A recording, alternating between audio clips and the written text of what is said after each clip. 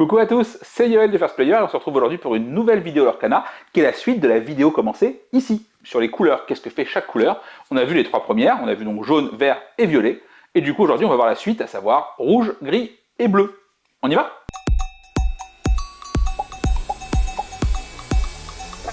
Donc, si vous avez déjà vu la vidéo précédente, vous voyez un petit peu le principe, sinon, en quelques mots, l'idée va être de vous définir un petit peu les cartes fortes de chaque couleur, ce que fait globalement la couleur, et aussi à quoi vous attendre si vous jouez contre cette couleur-là. Donc là, on va attaquer avec le rouge qui est une couleur contrôle par excellence. Rouge, quand vous jouez rouge, c'est que vous cherchez vraiment à neutraliser l'adversaire, à l'embêter dans ses plans de jeu, vous allez toujours être en réaction de l'adversaire, et du coup, ne pas proposer souvent de choses, mais à l'inverse, avoir pas mal de réponses à tout ce qu'il pourra jouer. C'est un peu ça le plan. En termes de cartes, vous avez le package de l'enfer de gestion, à savoir Feu du Dragon, où pour 5, vous allez juste buter une créature adverse. Assez efficace. Vous allez avoir Maleficent, qui pour 9 fait le Feu du Dragon, en même temps c'est elle le dragon, du coup c'est normal, mais ça coûte 9. Mais c'est ancrable, mais ça coûte 9. Et enfin, vous allez avoir Soyez prête, qui va juste dire au revoir. Voilà, plus de board chez tout le monde, tout le monde y meurt. Hop là, plus, disparition. Donc voilà, ça c'est vraiment le package rouge qui va dire que non. Ah bah non, non, hein. Non, les créatures c'est non. On est contre ça. À côté de ça, elles ont aussi d'autres cartes extrêmement impactantes. Il va y avoir Aladdin. Aladdin qui, quand il tue une créature adverse, va pouvoir voler de l'or.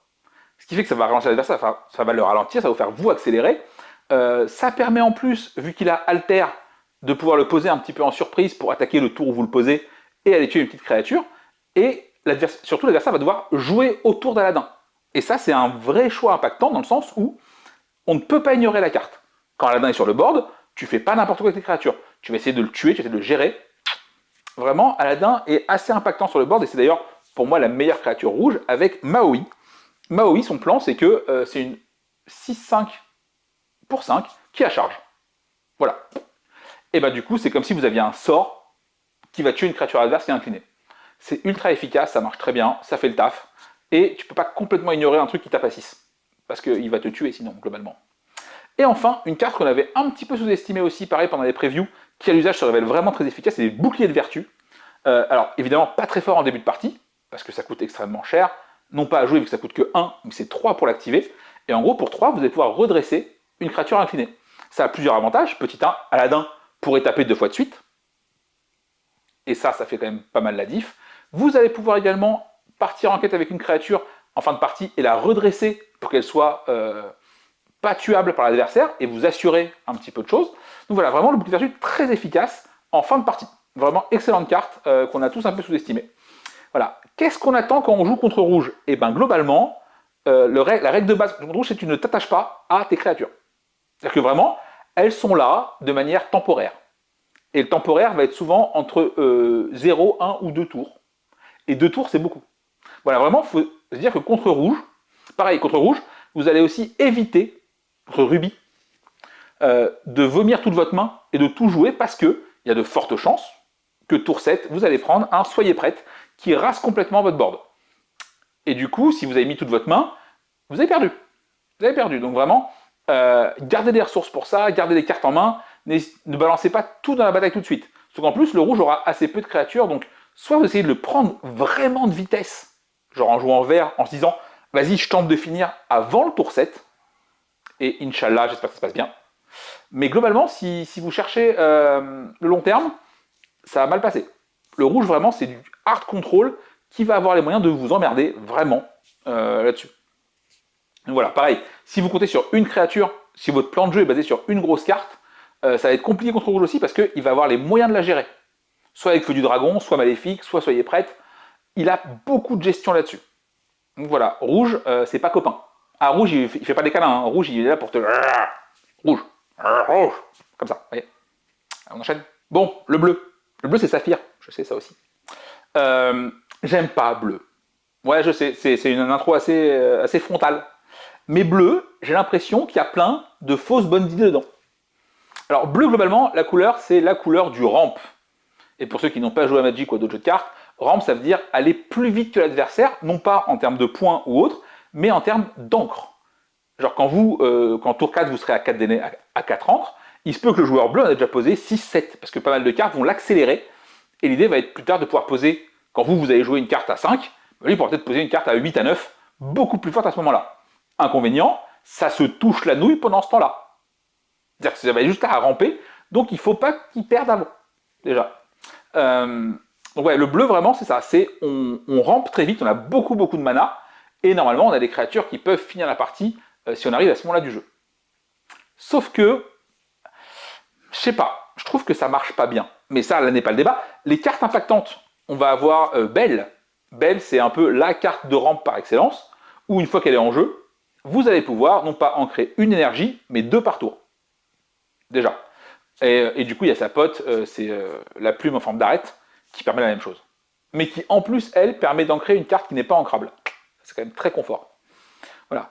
On va avoir aussi également en bleu tout un package objet, qui est la seule couleur qui joue vraiment avec, notamment parce que vous avez Belle et Maurice, une autre Belle, qui permet de réduire le coût des objets, mais surtout vous avez Ariel, qui elle, dès que vous jouez un objet, va permettre de la redresser, pour la renvoyer en quête. Et il s'avère qu'il y a un objet qui donne plus 1 de l'or. Vous voyez un peu l'ambiance ou pas? Voilà. En pratique, je trouve ça toujours un peu lent, toujours un peu très fragile comme mécanique. Et donc vraiment, je n'arrive pas très bien à me positionner sur bleu.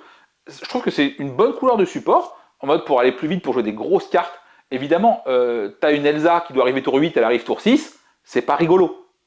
Et en face, t'as pas forcément de quoi le gérer tour 6. Mais, je sais pas.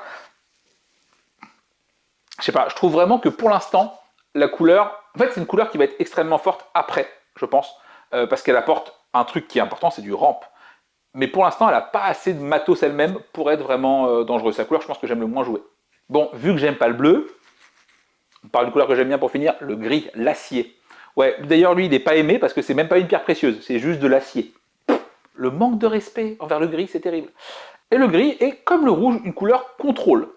Alors, un contrôle un peu différent, on va voir ça un petit peu ensemble, mais globalement, quand vous jouez gris, le but, ça va être aussi de buter l'adversaire en laissant table rase assez souvent. C'est un peu ça votre plan de jeu quand vous jouez gris. Donc généralement, perso, un de mes decks préférés actuellement, c'est rouge-gris. Ouais, je suis pas quelqu'un de bien là-dessus. Je veux juste tuer des gens, moi. Je veux pas qu'ils s'amusent. Je veux qu'ils pleurent des larmes de sang pendant la partie. Donc gris, qu'est-ce qui est extrêmement fort en gris? On va avoir déjà les cartes de dégâts directs.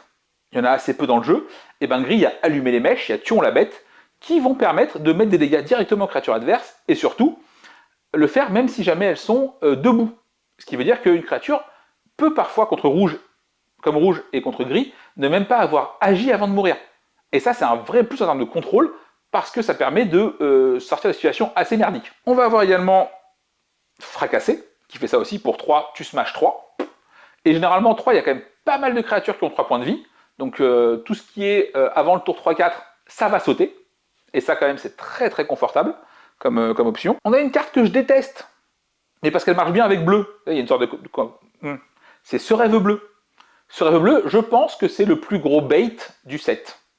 Alors par bait, je m'explique, c'est la fausse bonne carte. Ce Rêve Bleu, quand vous le jouez, c'est une chanson, tous les joueurs défaussent leurs mains et repiochent cette carte. Eh ben, tu veux pas donner cette carte à l'adversaire. J'ai pas envie de faire ça. Et vraiment, cette carte me pose problème. Parce que tout le monde est là, genre, ah, c'est trop cool, machin et tout. Je trouve que c'est nul. Alors après, parce que je joue aussi souvent jaune-vert. Jaune-vert qui manque de pioche, tu lui files cette carte, c'est une angoisse. Et voilà. Donc sur le bleu, ça existe, faut le savoir, faut tourner un petit peu autour. Et surtout, gris, pour moi, a aussi une des meilleures cartes du jeu, qui est Clochette. La grande Clochette. Et Dieu sait que je déteste Clochette dans les animés. Je déteste tout Peter Pan d'ailleurs. Clochette. Ah. Mais là, quand elle arrive en jeu, elle coûte 6, et vous pouvez la poser pour 4. Genre, on aime bien. C'est plutôt cool, ça. Pour 6, quand vous jouez Clochette, elle va mettre un dégât à tout le monde. C'est appréciable, on aime bien. Ça permet déjà de virer toutes les petites merdes à qui il restait un point de vie. Mais surtout, à partir de maintenant, dès que vous allez tuer une créature avec Clochette, vous allez pouvoir coller 2 dégâts à quelqu'un d'autre. Et bah Clochette, ça met une sale pression sur la table. Parce que l'autre ne peut pas laisser ses petites cartes. Soit elles partent à l'aventure, et du coup Clochette va les tuer et mettre 2 dégâts à quelqu'un d'autre. Soit elles font rien, et si elles font rien, c'est tout bénef. Et en plus, ça va mourir sur autre chose. Voilà, donc Clochette va vraiment mettre une vraie pression à table qui est assez impactante. C'est vraiment un peu comme Aladdin. C'est une carte, quand elle est là, tu peux pas l'ignorer. peux pas dire, ouais, je m'en fous, je fais que... Non, quand elle est là, et ça va se voir. Et en plus, je parle pas du combo infâme du tour 4 chez Gris, où tu poses clochette, donc il met 1 à tout le monde, et elle chante elle-même tuons la bête, qui met 2 à tout le monde. C'est-à-dire que du coup, tu vas mettre 3 dégâts à toutes les créatures adverses, tour 4. Ah bah ça fait table rase, hein. Au revoir, plus personne, coup de balai, sweep. Donc voilà. Du coup, quand tu joues contre Gris, c'est un peu comme contre Rouge, t'attaches pas trop à tes créatures, ni à tes objets, parce que le Gris a aussi un peu de gestion d'objets, ce qui ne gâche rien. Les tours où il faut faire gaffe, ça va être le tour 4, qui est vraiment un tour très important chez Gris, et surtout, Gris a quand même un moyen de piocher, qui est le miroir de la bête, qui fait que s'il a plus de cartes en main, il incline, il paye 3 et il pioche une carte. Et ça, mine de rien, ça fait que Gris va constamment avoir des munitions pour jouer des cartes, et il faudra faire gaffe à ça. Après, Gris, clairement, il lui faut une couleur pour le soutenir, pour gagner la partie, parce que Gris lui-même n'a pas grand-chose pour gagner les games. Il va avoir besoin d'aide à ce niveau-là. Mais voilà. Donc, on arrive gentiment à la fin de ces 3 couleurs aussi, donc après la première vidéo, la deuxième maintenant. J'espère que ça vous a plu. N'hésitez pas à vous abonner, à liker la page, tout ça, à nous dire en commentaire vos cartes préférées selon les différentes couleurs. Et normalement, on se retrouve très bientôt avec une deck tech où cette fois-ci, j'aurai Renaud avec moi, parce qu'il est toujours pas là, ici. J'ai toujours fait de la merde sur le son. Voilà, je vous embrasse très fort, portez-vous bien et puis à très bientôt. Allez, ciao!